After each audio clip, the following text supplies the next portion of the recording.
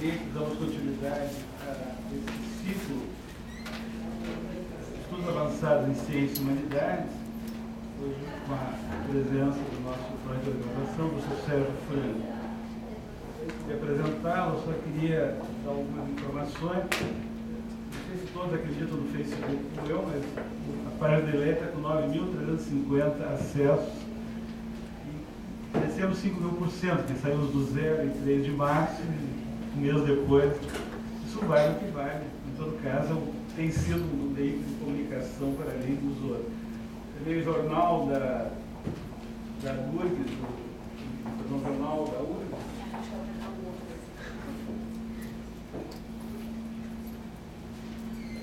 está divulgando. Nessa última edição saiu uma matéria com o professor Luiz Pinguelli Rosa sobre energia, modernização, questões epistemológicas. E também queria aproveitar para convidá-lo. Nós começamos também a atividade de cinema no ILEA, Mostra Ciência, Cultura e Tecnologia. O próximo filme se chama Persépolis. Será no dia 9 de abril, terça-feira, às 17 horas. Isso vai ao longo do ano.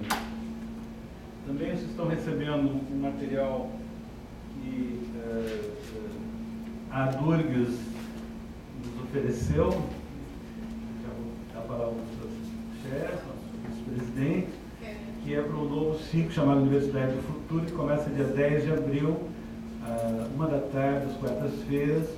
Vão ser 5 ou 6 palestras, começando com o professor Naumar, que foi reitor da Universidade da Bahia e tem uma proposta de uma universidade nova, um curso de graduação multidisciplinar. Então, ele virá aqui e depois haverá também palestra, subsequentemente, do professor Dalton Nunes, da professora Rosa Vicari, sobre a nova sala de aula. Depois, com o professor Elcio Trindade, sobre a perspectiva da universidade na América Latina, reitor da UNILA, reitor da universidade. Também com a professora Denise Leite e outras professoras do grupo dela que virão aqui. E haverá finalmente um debate sobre ciência e tecnologia, com a presidente da FAPER, a professora Nádia, a presidente regional da SPBC, a professora Naira Valgar, e o pró-reitor Franz, de pesquisa. E em junho terminaremos com um debate com o professor Eduardo, presidente da ProEx Federação, com o reitor Carlos Alexandre Neto e o professor Luiz Miguel Rosa, que voltará aí para discutir a universidade. Com isso, nós damos início a uma outra atividade que também esperamos se prolongue. Além disso, nós estamos recebendo agora, dia 16, um dos diretores da ONU, que encarregado do setor de SSA, reforma do setor de segurança, que pediu que a gente fizesse algumas atividades. Vai a Brasília falar com a ministra da Justiça e ministra de Direitos Humanos, depois virá aqui em 2 dias de atividade conosco e com a Secretaria de Segurança. E nós estamos envolvidos num projeto com o Unesco de um tema de direitos humanos e políticas sociais. Então, haverá no dia 16 à noite essa palestra em inglês. Nós temos 4 tradutores prontos. E estamos encaminhando, então, 2 escolas de governo para a CAPES, que é essa primeira sobre energia, sustentabilidade e inovação, do professor Ione, do professor Roberto, do professor Iglesias, do professor Pampa e outros professores, e outra sobre direitos humanos e políticas sociais, então, mais algumas pessoas das ciências humanas, mas também professores da medicina, do direito, da psicologia, do serviço social. Bom, então, inicialmente gostaria de dar a palavra ao professor Scherer, uma saudação.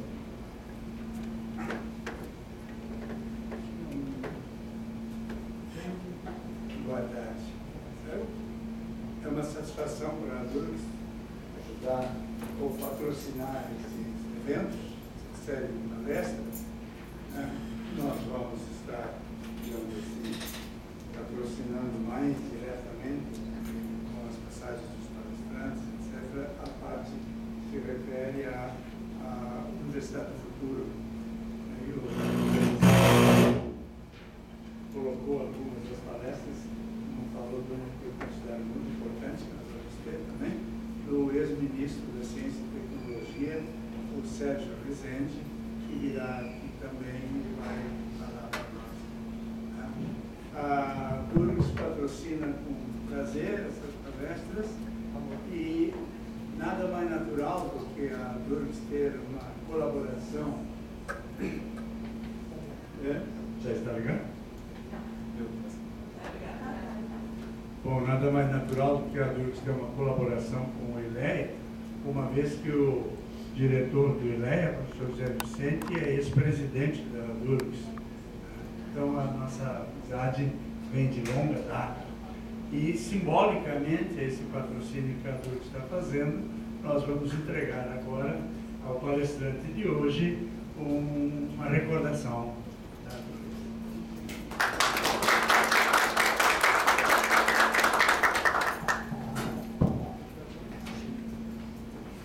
Muito obrigado.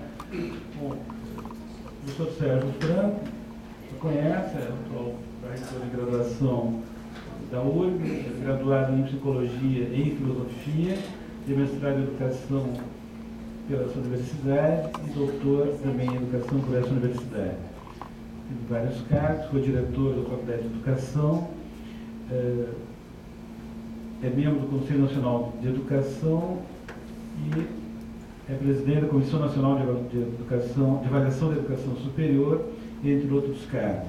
Ele dirigiu também a Secretaria de Educação à Distância da URGS e tem uma vasta experiência nessa área de novas tecnologias e das possibilidades novas da educação. Queria muito agradecer, entre seus números a fazer, por estar conosco esta tarde. Bom, eu quero agradecer o convite, o trabalho que o professor Vicente vem fazendo aqui no ILEA, né?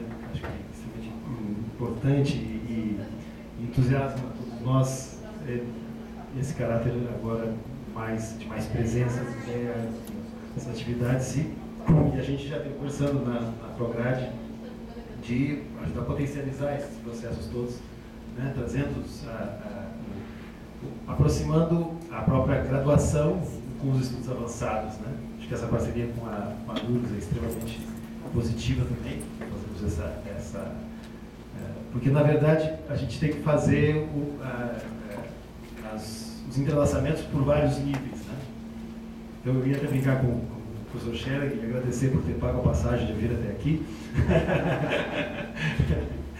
Mas com escala em país. Não seria nada mal, né? Mas se eu falar isso lá na Prograde, dizer, não viaja de novo, não. Bom, para mim é um grande prazer fazer essa fala por vários motivos, né? Assim, e também uma situação muito confortável que eu me coloco hoje, porque hoje eu não dirijo mais a educação à distância da URGS, então eu posso falar sobre isso com mais tranquilidade. E aí eu quero usar aquela palavra no meio das decepções também, que fica mais fácil da gente falar. Porque, afinal, a educação à distância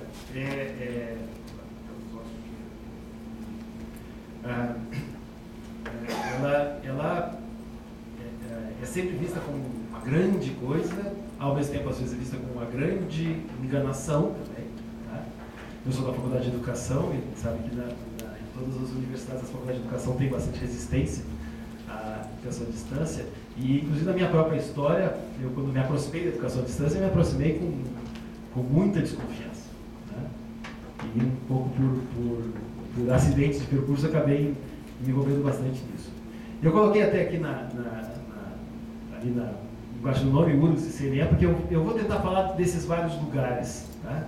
Quer dizer, ao mesmo tempo, hoje, como proreitor de graduação, a gente tem uma preocupação de aproximar essa questão da educação à distância dentro do dia a dia da universidade, né? Pelo fato de ter passado não só pela Secretaria de Educação à Distância aqui da URGS, mas na Organização da Educação à Distância em nível nacional, né? Quando eu fui diretor de Políticas de Educação à Distância do Ministério da Educação, como também depois atuando na Comissão Nacional de Avaliação da Educação Superior, e afinal como é que a educação à distância fica dentro disso. E hoje no CNE, que temos toda uma discussão, foi criada agora recentemente uma comissão para estudar diretrizes gerais para a educação à distância no Brasil, porque a gente sabe que tem muitas coisas que ainda estão um pouco fora de lugar. Eu vou fazer aqui uma fala que eu vou navegar por várias tendências, trazer várias informações. Para depois abrir um debate que a gente pode, a partir daí, são provocações que eu vou fazer a vocês. Como o próprio título diz, fala das promessas, das decepções e algumas perspectivas que a gente visualiza.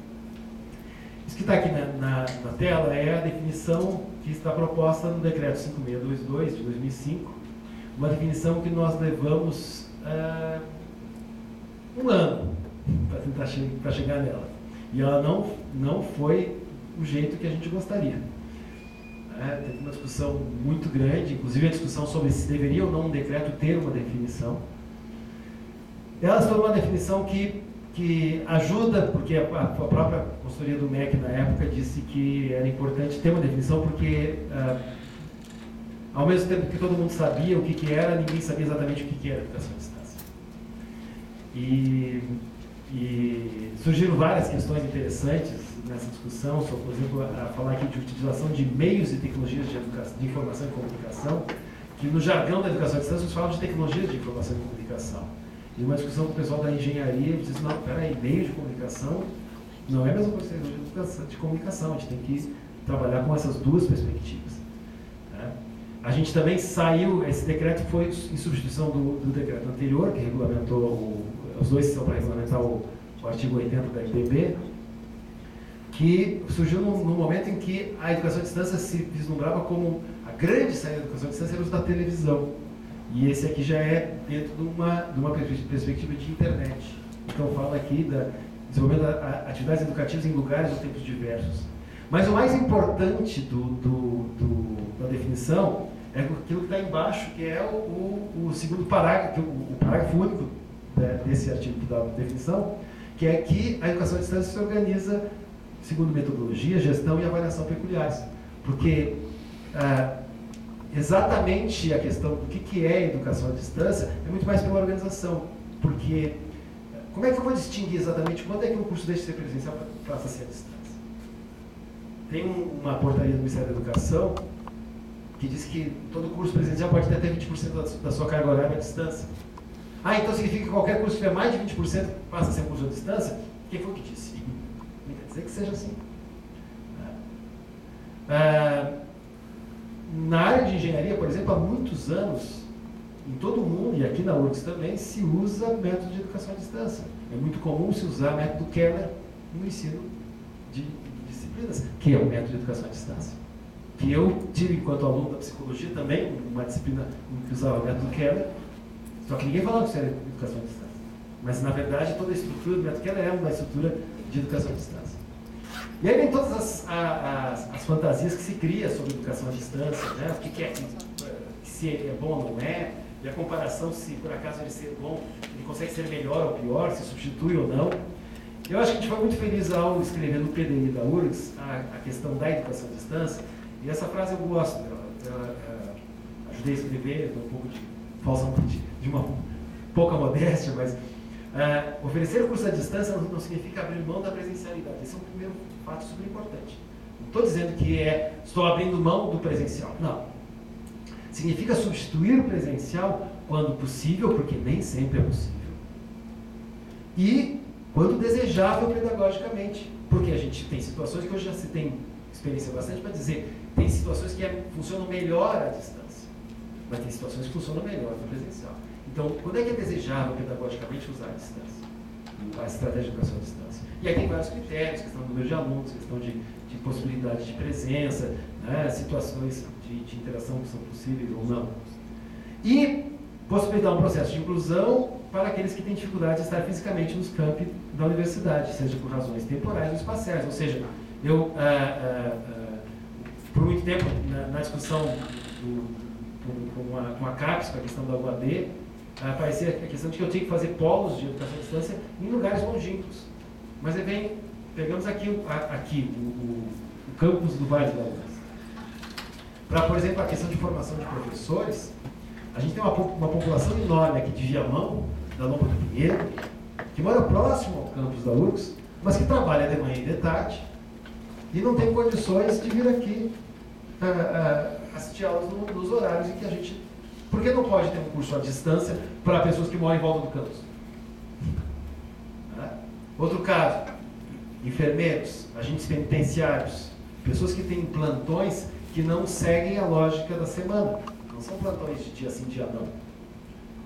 Então ele vai ter um plantão que cai uma semana cai na terça, outra semana cai na quinta, outra semana cai na sexta, outra semana cai na segunda. O resultado, ele nunca vai ter, conseguir ter 70% de presença em nenhuma disciplina.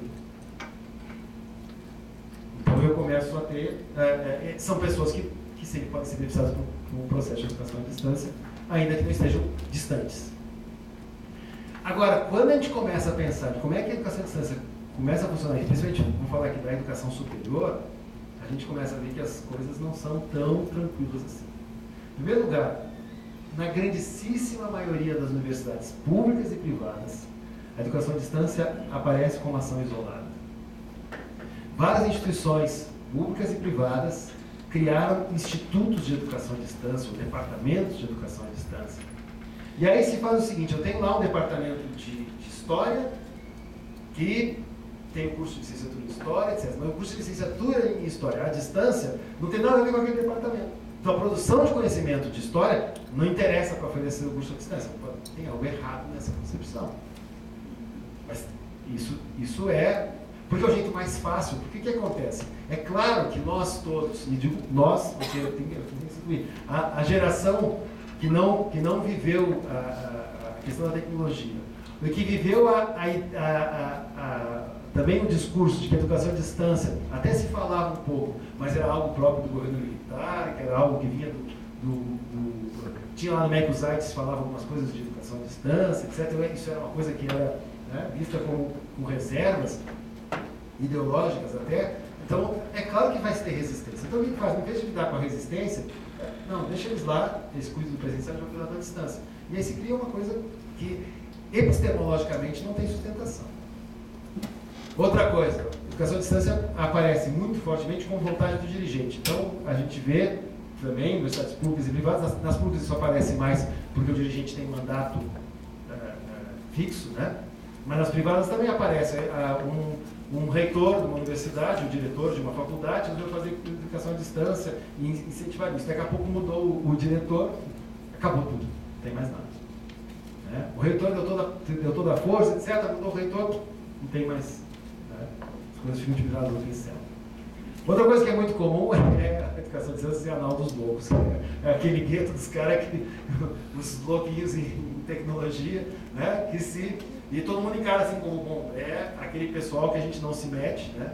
Eu lembro, quando eu falo não, os loucos, eu sempre tenho a imagem que eu criei na cabeça, lendo Don Quixote de La Mancha, quando ele cruza com o pessoal que está indo para ocupar uma nau dessas, né? Porque as pessoas que eram rejeitadas pela sociedade, bom, deixa eles lá porque eles vão são aqueles que não vão nos incomodar. Então, por isso tem a ver com o fato de muitas vezes funcionar como ação isolada, porque deixa eles lá. Ou é o gueto tecnológico. Né? Então, às vezes não são tão encarados como loucos, mas é aquele gueto que se fecha. Algo muito perigoso que está muito forte em instituições, eu gosto de frisar, públicas e privadas, é a educação à distância funcionar como a fábrica de projetos. E o MEC, por um tempo, se comportou assim. Nós queremos um curso de formação de professores para esse curso de formação de gestores para isso.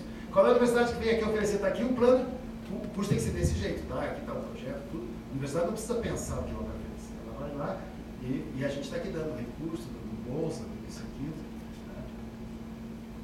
E essa ideia da universidade produtora de conhecimento, universidade que provoca a sociedade, não, ela responde só. As empresas têm procurado instituições de ensino para isso.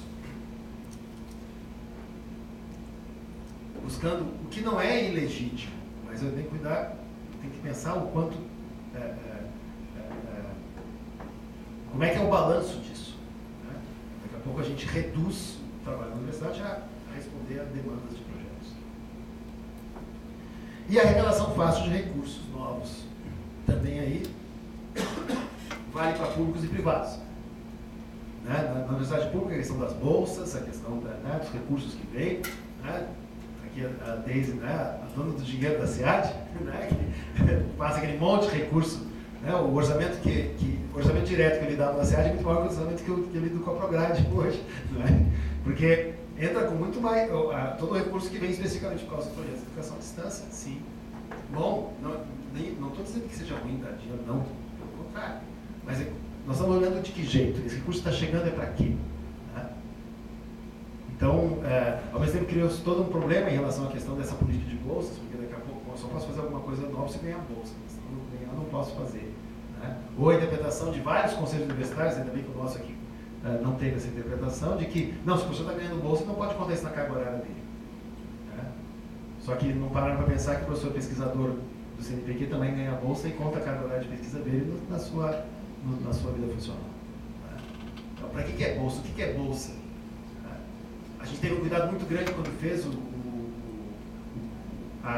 projeto de lei que criou essas bolsas, de igualar essa bolsa à bolsa com a bolsa do CNPq. Só que depois, na execução disso, o discurso que a MEC tinha na época, depois a CAPES, era de que a bolsa era pagamento de serviço. Não é à toa que a Receita Federal anda atrás disso aí, porque se a bolsa é pagamento de serviço, tem que pagar imposto de renda. Né? E aí, e outras coisas assim. Mas o que é? É claro que talvez o grande problema que a gente tem hoje na educação à distância é a mercantilização da educação. Porque não é exclusivo da educação à distância. Você se vende diploma presencial e à distância. No Brasil e no resto do mundo. Quando eu trabalhava no MEC, tinha lá um e-mail, @mec.gov.br, eu recebia quilos e quilos de e-mails da Universidade de Phoenix oferecendo cursos à distância, diploma de doutorado, mestrado, graduação, sem precisar ir dar aula e sem fazer provas. E o e-mail era .gov.br, mas mesmo assim recebi esse tipo de... A gente sabe que tem isso. Tem fora do Brasil, isso tem no Brasil também. Quer dizer, os outdoors sobre cursos à distância, em vez de dizer assim, um curso de qualidade, não, custa só R$199 por mês. Então, a briga que se tem com as instituições privadas de que a legislação brasileira, a legislação trabalhista, coloca que eu não posso terceirizar o que é a função precípua da instituição ou da organização. Então, eu não posso terceirizar professor. O professor tem que ser contratado. Não, mas isso aqui não é bem assim, eu posso pegar um sujeito de alto nível, aí eu sempre que dão, porque para fazer um curso de direito, eu posso contratar o Ives Gandra para dar uma grande palestra, grava a aula dele e eu fico replicando essa aula. Mas isso não é ser professor, é como eu trazer um palestrante. Então tem que ter contrato. Mas professor, isso vai tornar muito cara a educação. Aí eu tive uma vez uma reunião da ABED, eu disse, olha, educação é cara. Se você não quiser botar dinheiro, não abra instituição de ensino. O ensino tem que ter investimento, sim, é caro e tem que saber como lidar com isso. Então, esse aspecto, mas é muito importante deixar claro que isso não é um aspecto, uma coisa que é exclusiva da educação à distância. É algo que diz respeito ao cenário da educação no Brasil, especialmente da educação superior. Hoje é muito mais tranquilo alguém abrir uma faculdade do que abrir uma escola. E é muito mais fácil garantir que vai ganhar dinheiro abrindo uma faculdade do que abrindo um supermercado. Então, essa situação é problemática. E se oferece curso à distância, pelo menos parece que ainda é mais fácil ganhar dinheiro. O problema é que o investimento inicial é algo que pesa bastante. Bom, mas ao mesmo tempo, eu estou trazendo esses altos e baixos, mas existe uma demanda para a educação à distância muito grande. E hoje, um dos grandes demandadores de educação à distância é o governo federal. Os ministérios, e nós somos o Ministério da Educação, o Ministério da Justiça, o Ministério da Saúde, o Ministério da Ciência e Tecnologia, o Ministério das Cidades, somos os ministérios que eu já andei em função da questão da educação à distância. Ministério do Planejamento, Banco do Brasil, Caixa Econômica Federal, quer dizer, os ministérios, os governos estaduais e municipais, a formação, que focos? Formação de professores, a formação continuada em vários setores, a educação corporativa. Então as empresas estão buscando sim educação à distância, porque eu preciso atualizar os meus funcionários, os meus colaboradores, que eu preciso hoje, porque coisas estão mudando muito rapidamente, e aí vem aquela fantasia muito comum quando se fala de educação à distância. Não, o sujeito vai fazer distância, ele não precisa parar de trabalhar para estudar, ele faz isso à distância, como se por acaso estudar fosse algo que não demandasse tempo. Foi o problema quando teve o projeto piloto do Banco do Brasil, da UAB, que a grande fantasia do Banco do Brasil era que não, as pessoas vão poder usar o próprio computador do banco para acessar. Aí quando estava tudo pronto, eles se deram conta que se o sujeito bancário ficar na agência, estudando, depois do horário de serviço, ele tem que receber hora extra. Claro.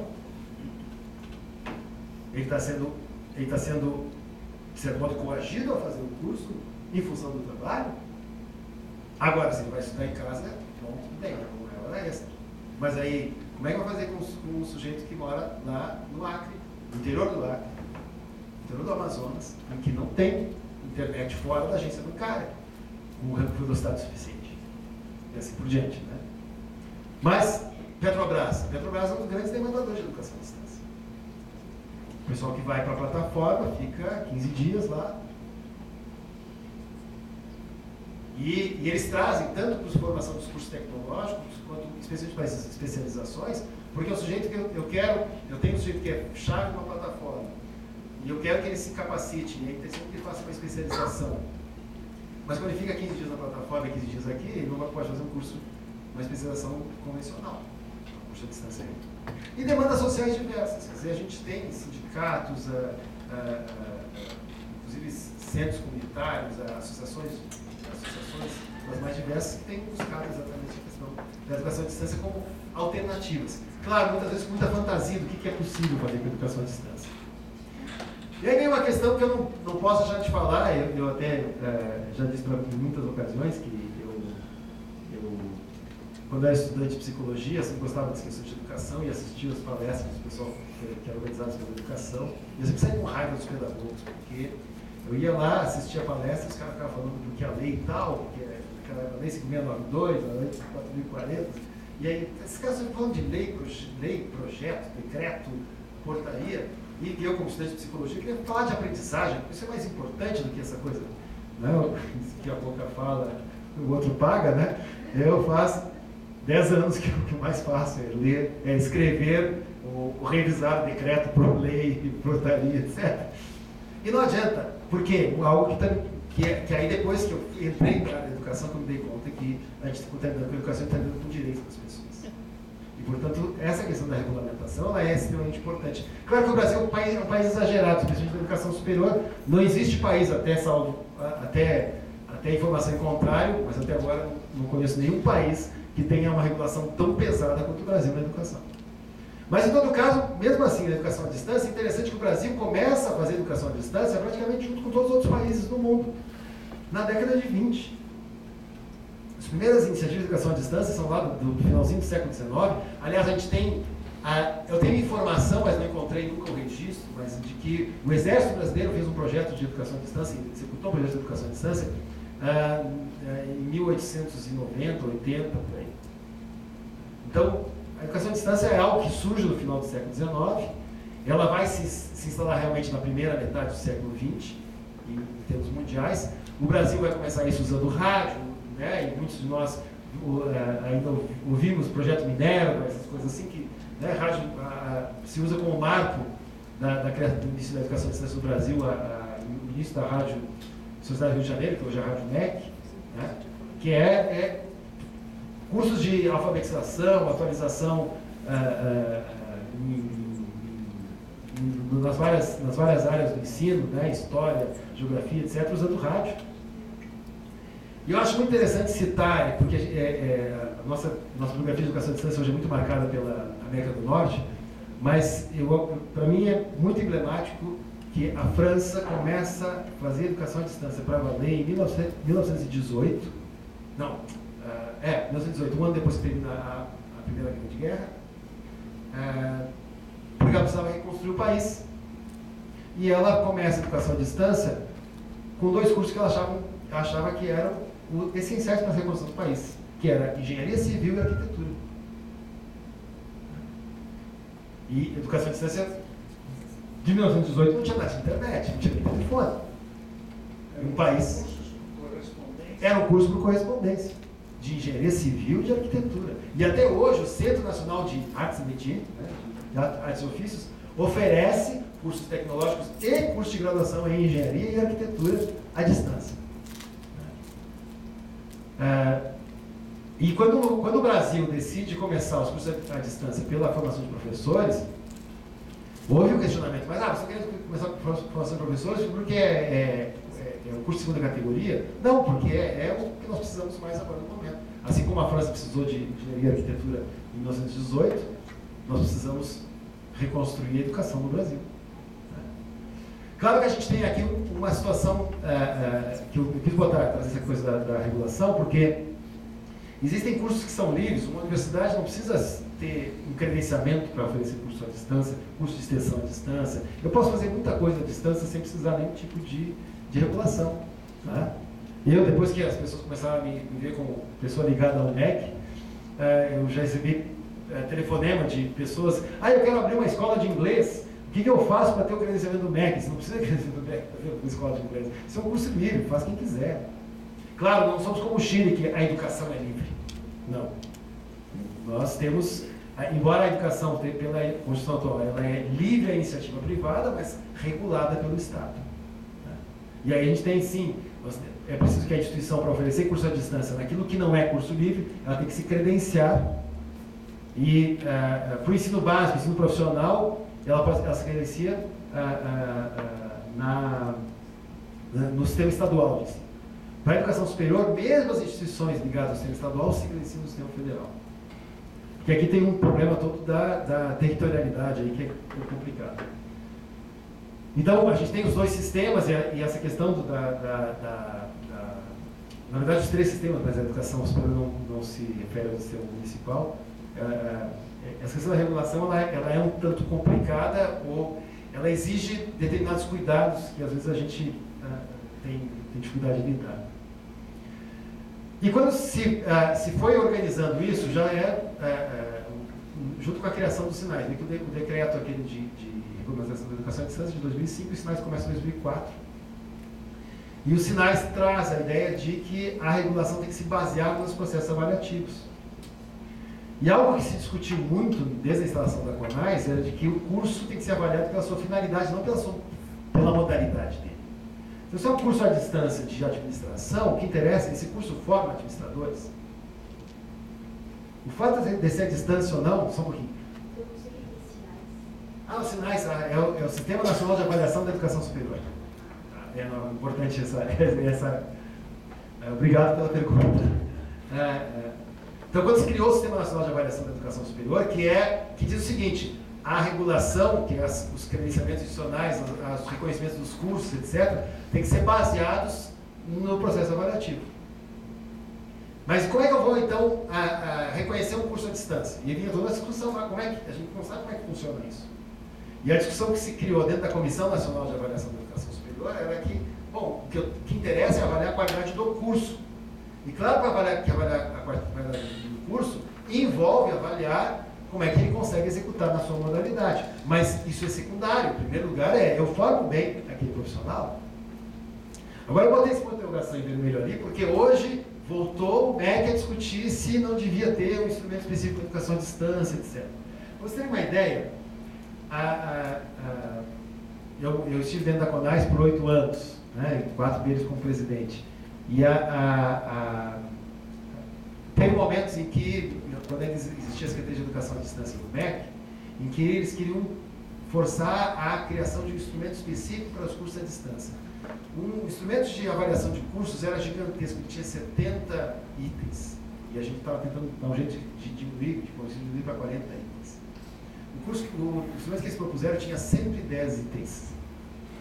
Era impossível olhar aqui. E começava o seguinte: daqui a pouco e esse era o grande problema, eu poderia chegar ao ponto de ter um curso, vou avaliar tanto os detalhes, como é que funciona a tutoria, como é que funciona esse aquilo ali, e daqui a pouco eu vou assim, esse curso tem toda essa organização para a educação à distância excelente, mas o conteúdo dele é péssimo, mas ele fica com alguma nota.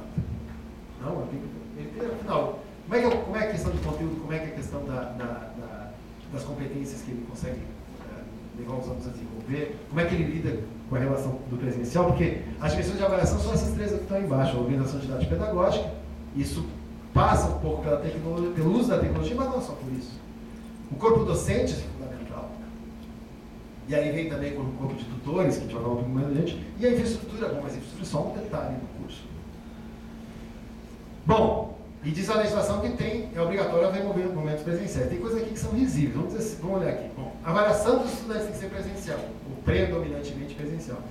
Essa é uma coisa que eu lembro que a professora Léa Fagundes ficou brava com essa, quando saiu isso no decreto. Ele disse, Léa, não adianta, Léa, que tem um problema que é mundial. Todo mundo, a legislação de educação à distância, todos os países colocam que tem que ter provas presenciais. A gente tem uma questão importante cultural aqui. Nós, brasileiros, não acreditamos nas provas.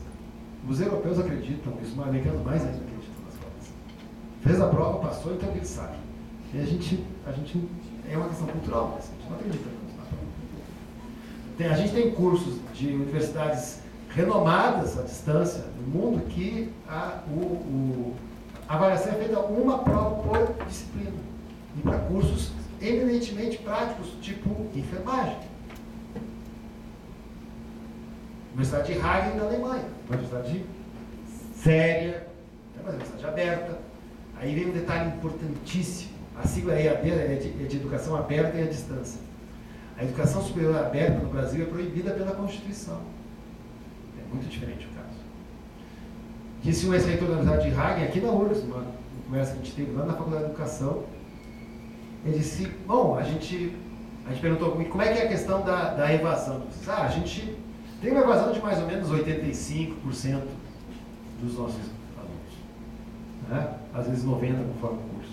Eu cutuquei o professor da engenharia e disse, bom, também 10% dos nossos alunos são bons apesar de nós. Né? Claro, mas na situação de educação aberta eu tenho outro tipo de relação, é outra maneira, não é exatamente o que... Eu não tenho prazo para terminar. O que é uma educação aberta? Educação aberta é uma educação que eu não tenho seleção para entrar. Entra quem quiser. E eu não tenho prazo para terminar. Normalmente uma pessoa que faz um curso superior numa universidade aberta, como a Universidade de Hong Kong, como a Open University, como a Universidade de Hagen, como a Universidade da África do Sul,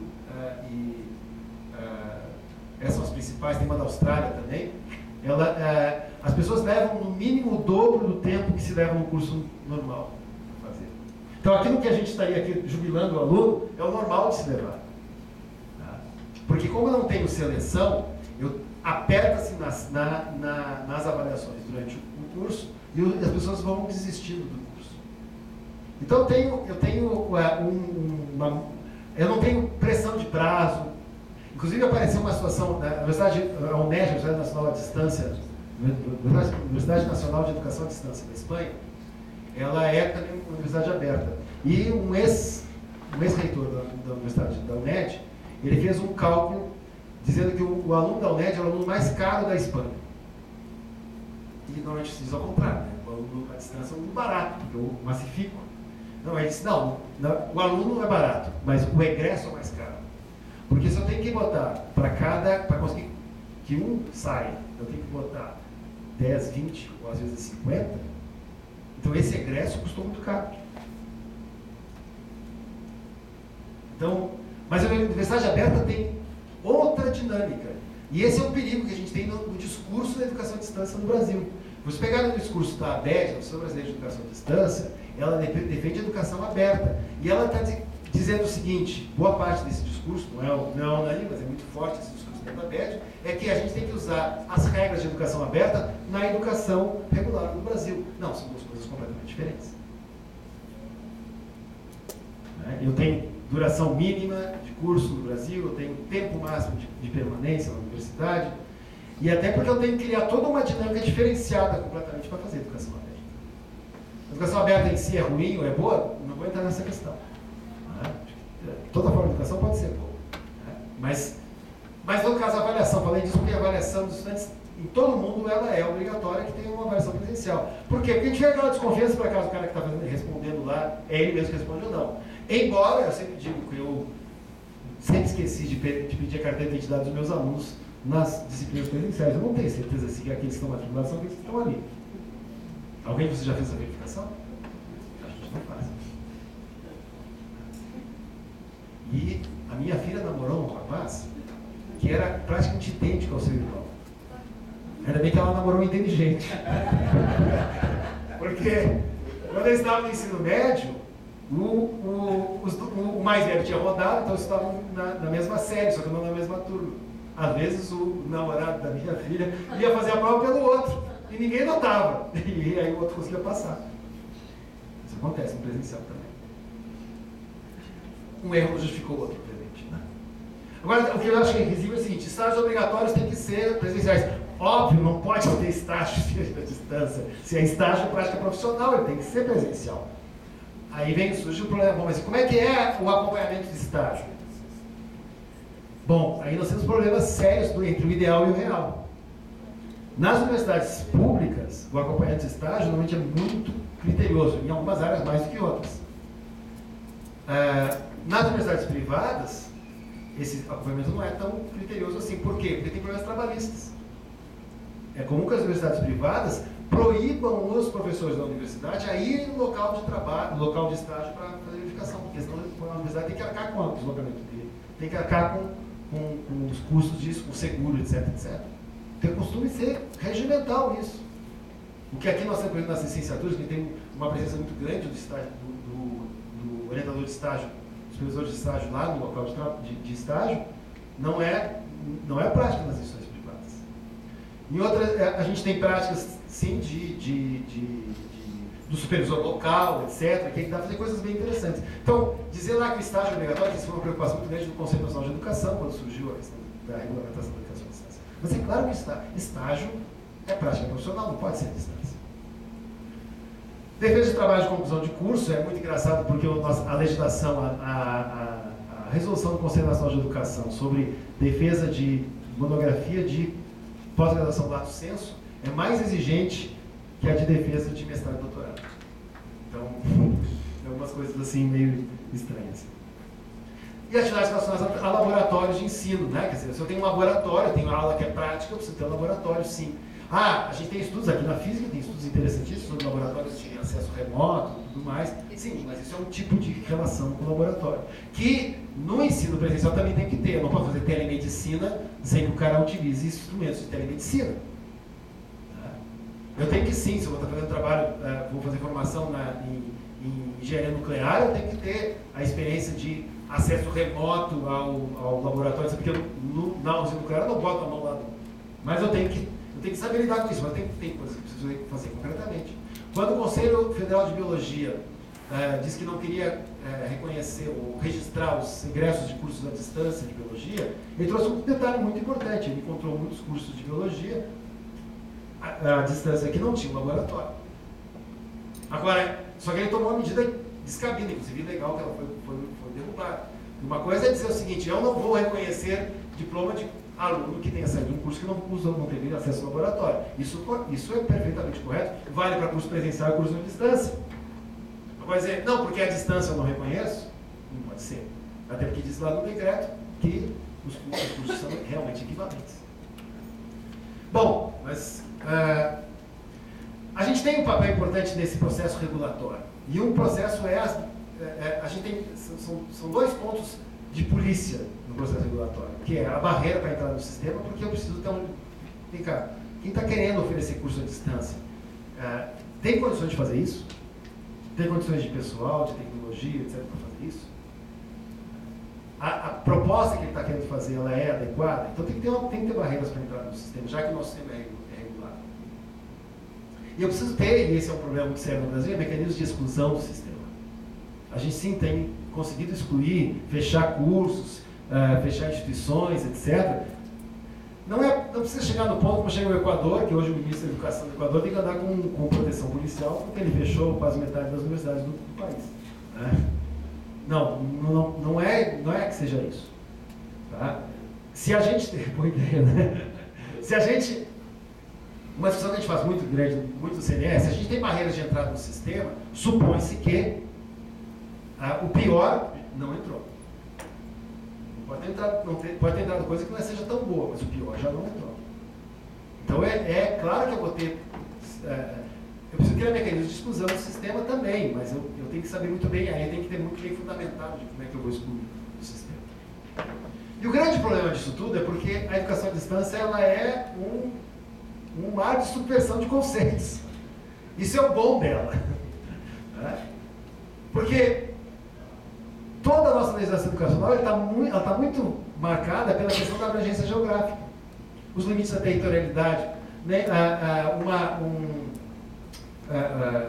Aqui, esse campus aqui, parte dele ficava no município de Viamão. Teve que mudar o limite da cidade, porque não podia ter campus, ter campus fora da cidade sede. Teve processo, estava atrás de uma coisa de definição de sede nos processos CNE, e fui atrás, então, buscando, botei no computador a busca, termo sede, como é que está essa definição, e aí encontrei um monte de processo que era o seguinte: uma universidade, uma faculdade foi criada numa área e ela tinha 2 endereços. E aí um endereço ficou no lugar do município que se emancipou. Então ela tem que criar agora, isso aqui é uma outra sede, porque tem outro município, tem umas coisas bem complicadas. A educação à distância rompe com a territorialidade. Discutindo aqui, até foi aqui em Porto Alegre, depois também em outros lugares do Brasil, com os conselhos estaduais de educação, e aí eles traziam mais fazer educação à distância, e como é que fica a questão da territorialidade? Eu disse, mas é óbvio que fazer educação à distância rompe com a territorialidade. Depois tem outra coisa, porque se o sujeito que faz um curso numa universidade no estado tal, como é que eu vou aceitar isso? Ele é do Amazonas, faz uma universidade do Rio Grande do Sul, como é que eu vou aceitar um diploma? Mas se ele faz um curso no Amazonas, não aceita o diploma do Rio Grande do Sul? Os diplomas têm validade nacional? Mas a gente tem algumas, ao limite das fronteiras, né? E aí o problema que acontece seguidamente nos processos do Brasil, o sujeito está no Brasil e faz um curso à distância na Espanha. Ah, mas eu fiz o curso no Brasil, o diploma tem que ser aceito. Não, eu fiz o curso na Espanha. O fato de estar aqui é outra coisa. Discussão com o MEC, onde é que é oferecido um curso à distância? Ah, porque o curso à distância é oferecido nos povos. Não. Onde é que estão os professores? Os professores estão na sede da universidade. Então, o curso é oferecido na sede. Então, o curso à distância da URGS, nós temos aqui curso de música, tem pessoal lá de Rondônia. Né? Mas o diploma de onde é que é? De Porto Alegre. Porque onde é que estão os docentes? Onde é que está a coordenação do curso? Onde é que está a organização do curso? Está aqui na sede. Então, aqui a gente tem que... A ideia de unidade da federação, sistema de ensino, ele fragiliza isso. Não que isso... Não, fragiliza não é uma boa palavra. Ele cria uma discussão sobre isso. Eu tenho que entender, redimensionar essa questão da territorialidade. A discussão presencialidade e virtualidade. Foi muito interessante eu dar uma disciplina, foi no ano passado, que a disciplina do pós-graduação chamava Educação à Distância, Reflexões Teóricas e Políticas. E o ponto que eu discuto é o conceito de educação à distância. E foi muito engraçado porque no dia que estava marcada a aula sobre o conceito de educação à distância, eu fui chamado de uma audiência para o ministro da Educação, ter a aula por videoconferência. E foi muito interessante essa experiência, porque usando videoconferência com rede dedicada, então a qualidade da imagem é excelente, o tempo de espera do som e da imagem é igual ao do telefone celular. Então é quase imperceptível. Não é que eu usando o webconf, leva 2 minutos para responder, não. Então era como se estivesse na mesma sala de aula. Até eu brincava, né, que alguém passa o chimarrão, estava passando o chimarrão na sala. Né? Também quero chimarrão, né? Então fica aquela brincadeira de que parece que estamos no mesmo lugar. E aí o pessoal na aula dizia assim, então olha só, nós estamos aqui na situação de presencialidade. Não. Por quê? Vamos lá para o conceito de educação à distância, lá do modalidade educacional, na qual a mediação da pedagógica do processo de aprendizagem, ocorre com a utilização de meios de tecnologia de informação, com estudantes e professores desenvolvendo atividades educativas em lugares ou tempos diversos. Eu estava em Brasília e estava aqui, portanto, era à distância. Não era presencial. E aqui vem uma coisa que é complicada essa discussão, que é comum o pessoal da área da educação à distância querer bater na tecla de que, eu tenho sim uma situação de presencialidade, porque é tão bom como presencial. Pode ser tão bom, pode ser melhor que presencial, mas não é presencial, é diferente. Tem uma neurologista inglesa, que teve no processo de pensamento no passado, aqui, que ela traz uma questão extremamente interessante. Ela discute muito esse uso das tecnologias, né? E ela levanta algo importante, o quanto a interação que a gente faz via internet, coisa parecida, ela sempre é só um pedaço da interação. E, radicalizando a fala dela, seria o seguinte: sentir o perfume da professora é diferente do que assistir a aula sem sentir o perfume da professora. A relação que a gente tem na situação presencial é diferente. Não é para perguntar se é melhor ou é pior. Ela é diferente. Não vamos esconder a diferença. Enquanto a gente fica querendo dizer o que é melhor, o que é pior, o que isso é tão bom quanto, a gente está falseando a situação e não está chegando a uma conclusão clara sobre o que é a distância presencial.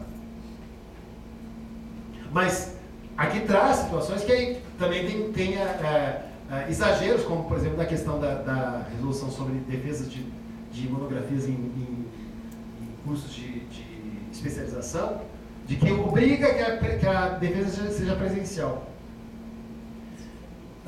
E aí fica a questão: o que significa isso? Então eu tenho que trazer o sujeito em curso à distância até o lugar e trazer a banca, ou levar a banca para o lugar onde ele está, ou trazer ele para cá. Eu não poderia usar algumas situações, algumas estratégias inteligentes, vamos dizer assim, para poder lidar com isso? Por exemplo, garantir, porque claro, eu tenho o risco do sujeito estar com um ponto, né? A gente não nota que os caras na televisão estão com um ponto lá, que ele não fala, tudo que ele está falando, ele está repetindo o que alguém está dizendo para ele no ouvido, né? Mas eu poderia ter, sim, um professor do curso presente, atestando que o sujeito está respondendo realmente por conta dele mesmo as questões da banca. A banca não precisa estar toda presente no mesmo lugar. Eu posso fazer situações assim. Mas aí eu tenho que tirar esse negócio de que não é a distância. Não, é a distância sim, com determinados cuidados. Como, por exemplo, o cuidado que a gente tem no vestibular de verificar a identidade e até por amostragem a impressão digital, se o sujeito é mesmo aquele que está escrito. E a prova do vestibular é presencial. Bom, outras regras que a educação à distância coloca em discussão, que é a questão da duração dos eventos. Tá? Quer dizer, a aula dura tantos minutos. Olha, e a situação de uma discussão no fórum? As questões que a gente chama assíncronas, né? Isso é um neologismo, né? Um estrangeirismo, né? São as situações diacrônicas, falando em português, bem português, né? Ou as situações sincrônicas, ou síncronas. Elas são... elas têm que durar ao mesmo tempo. Como é que é isso aí? Dar uma aula usando chat. Eu gosto de usar chat em aula, mas quando eu faço chat em aula, primeiro eu faço uma introdução para os alunos. Digo o seguinte: aula usando chat é a institucionalização da conversa colateral. Porque o chat parte do princípio que todo mundo vai falar. Se todo mundo vai falar ao mesmo tempo, é a conversa colateral da sala de aula acontecendo o tempo todo. Mas é muito engraçado. Uma vez eu estava fazendo uma aula assim com o chat e começou a dar uma discussão paralela. Nós estávamos discutindo, era aprendizagem o tema, e começou a ter uma discussão paralela sobre alguns conceitos do Vygotsky entre dois alunos. E eu achei ótimo, mas eu estava respondendo outras coisas para os alunos e deixei eles fazendo aquela discussão. Estava aí no chat aparecendo. Daqui a pouco eu fiz um comentário sobre aquela discussão que eles estavam fazendo. Aí o que apareceu? Os dois imediatamente pediram desculpa por estarem falando aquilo. Eu disse: não, o chat é isso mesmo. Porque se eu fizer uma aula como a minha fala aqui, não vou usar chat então, porque chat significa bate-papo, conversa. Tá? Bom, aí vem aquele negócio: que tipo de tecnologia eu vou usar para cada coisa? Agora, eu fiz uma vez uma vez que eu usei chat em aula, eu tive uma reunião e fiz os alunos: vão ficar usando o chat e a gente vai registrar tudo. Eles disseram: vocês fiquem 1h30 aí, tá bom. Eles ficaram 4 horas. Deu mais de 50 páginas impressas de tudo que discutiram. Foi uma coisa estupenda e ao mesmo tempo enlouquecedora. Quantidade, em termos de profundidade, muito interessante, mas também, né, quantidade de assuntos. A padronização de cargas temporais. Quer dizer, como é que eu fico com uma discussão que se teve aqui no Conselho Universitário? Como é que fica a carga horária de uma disciplina à distância? O problema não é na minha opinião, a discussão da carga horária de disciplina de distância. O problema é que o conceito de carga horária é que é errado.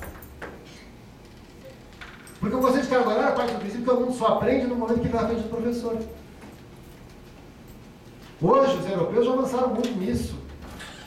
De que o crédito, ele tem que contar o tempo também que o aluno vai estudar. Eu comecei a usar essa prática nas minhas disciplinas, depois que eu comecei a estudar essa questão dos créditos europeus. Eu faço o cronograma da disciplina e eu coloco o cronograma de cada aula, o que o aluno tem que estudar entre uma aula e outra e qual a carga de horário de estudo que ele precisa ter entre uma aula e outra. E aviso eles, olha, se vocês não puderem estudar esse tempo, tranquem a matrícula. Porque essa disciplina vai exigir tanto tempo de estudo em casa.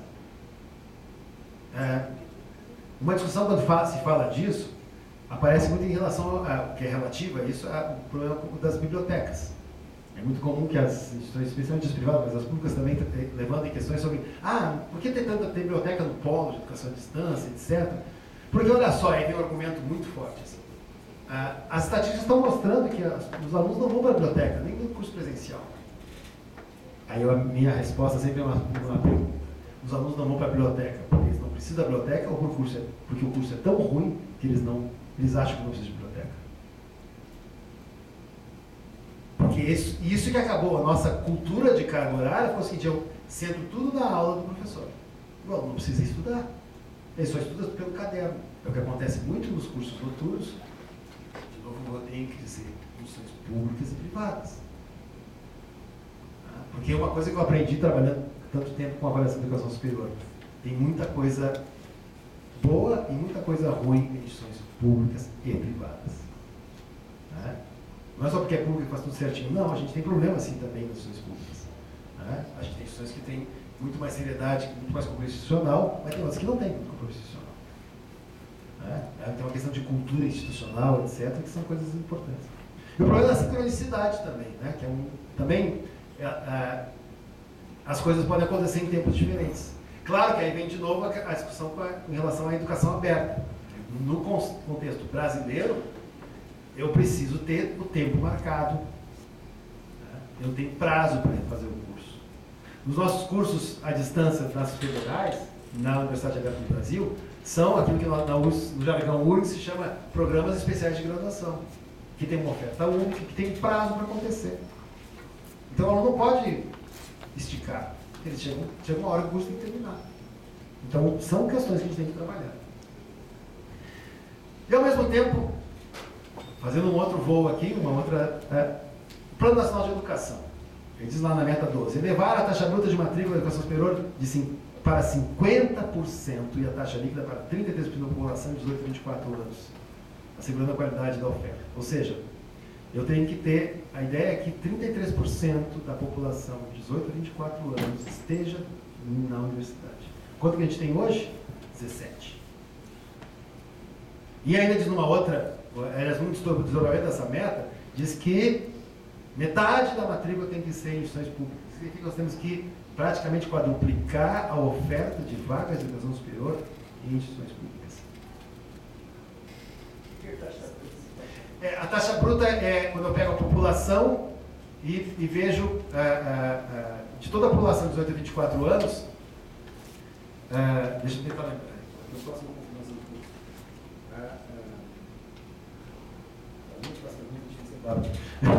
Mas deixa eu tentar lembrar.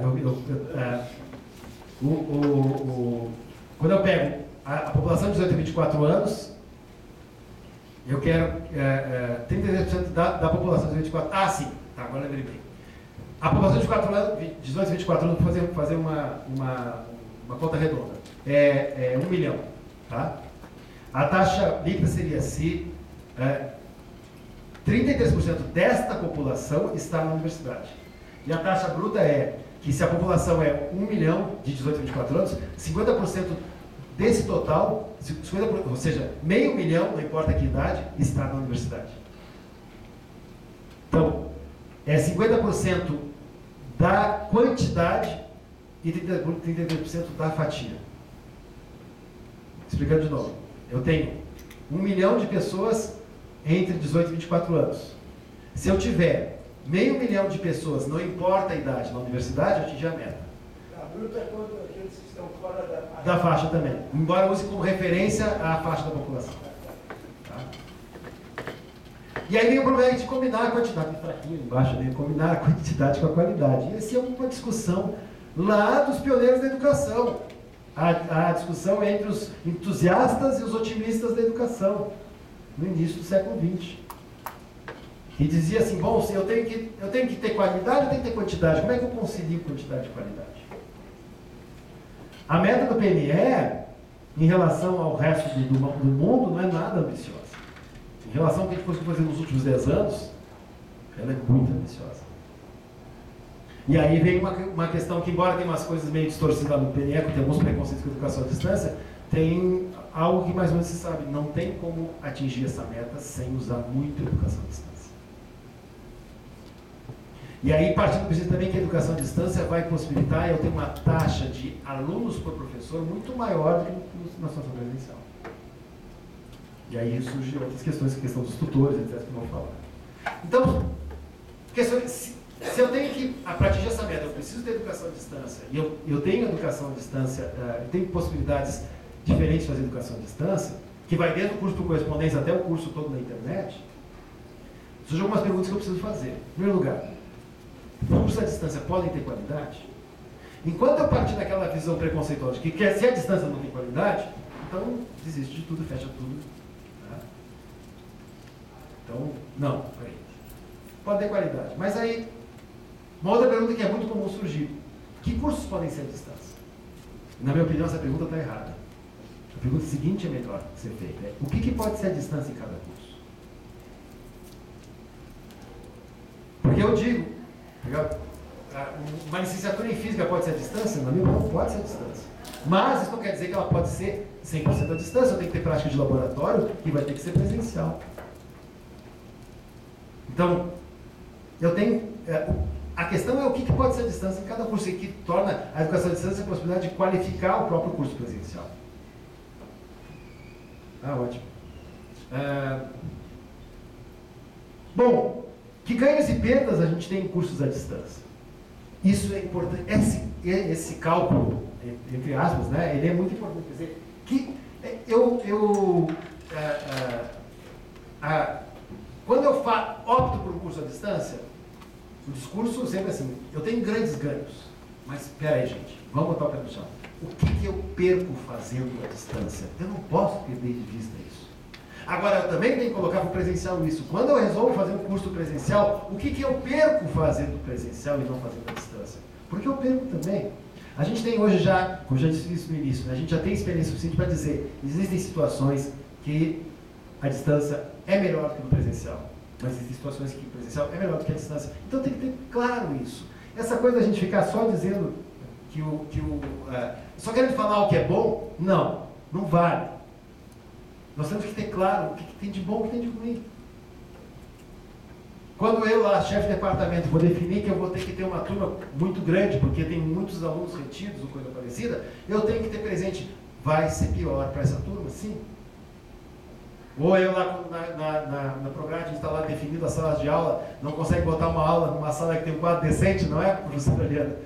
Eu tenho que ter presente, eu estou tendo perda de qualidade, sim, eu não posso negar as perdas de qualidade que eu tenho.